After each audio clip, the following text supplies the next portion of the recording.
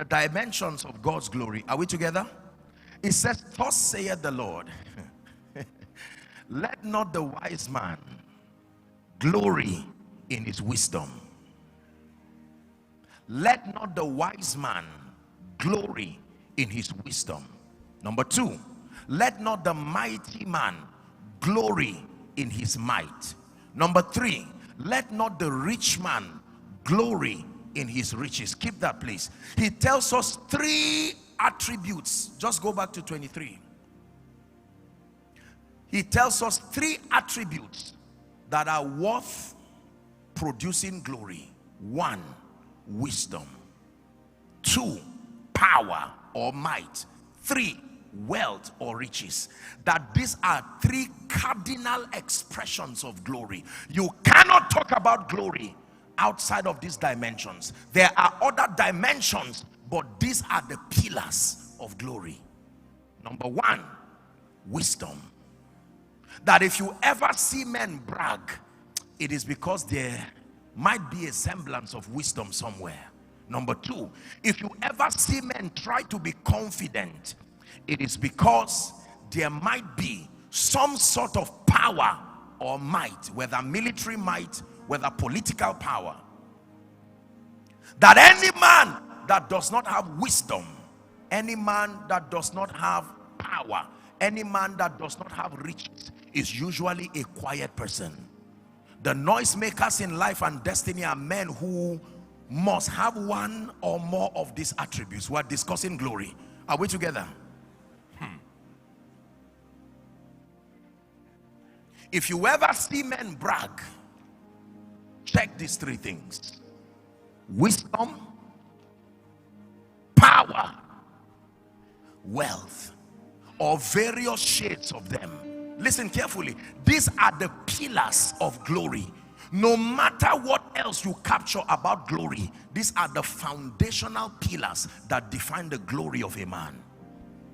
The glory of a man is measured in his wisdom. The glory of a man is measured in his power. The glory of a man is measured in his wealth. So if God desires that the saints manifest his glory, among the many other attributes, we must pay attention to these three: wisdom, power, wealth. I bring you a very powerful message, Minna. If it is the glory of God you seek to see, if it is dominion over creation, you cannot have it in isolation to these three. Can we touch on them a bit? Number one, wisdom. Come with me.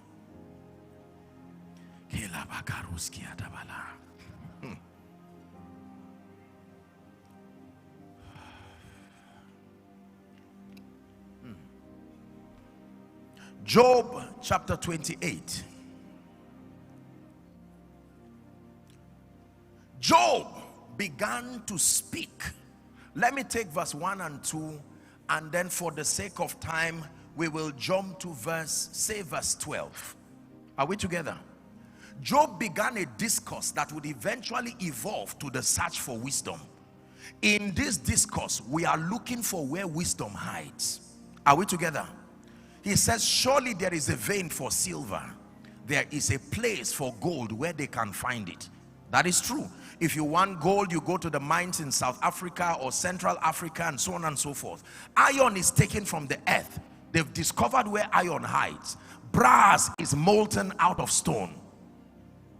Go to verse 12. It says, but where shall wisdom be found? Where is the place of understanding? It says, next verse, it says, man knoweth not the price thereof, neither is it found in the land of the living. This is a very, very fearful information. It tells you that among the many things you are looking for, don't search the earth realm to look for it. It's not found there, not in a bank, not in any institution, not in a safe. It is not found in the land of the living. Next verse. The depth said, there are other treasures in me, but wisdom is not part of them.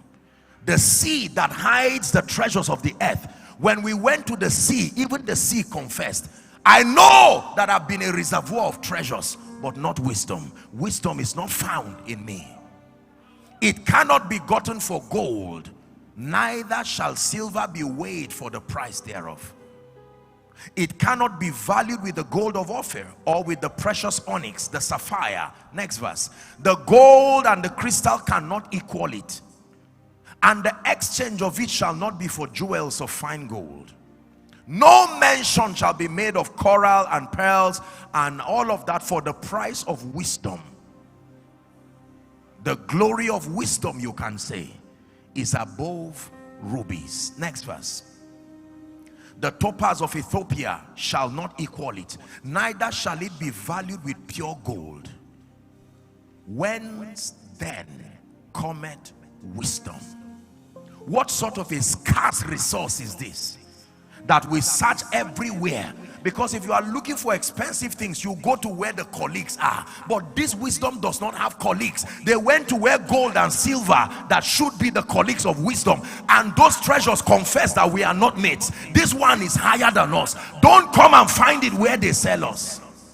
Whence cometh wisdom, and where is the place of understanding? We're reading to 23. Seeing that it is hid from the eyes of all living, and kept from the fowls of the air. Destruction and death. Two testifiers have been invited now into this boardroom. Okay, if it is not found with the living, destruction. You are a master at causing havoc to even those who have gold. Death.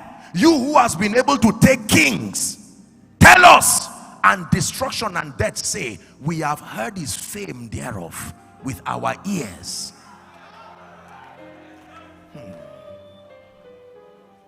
Good understanding and the way thereof. The Bible says God understandeth the way. My goodness, my God, look at it. So it is only God that understands the way thereof, and knoweth the place where it hides.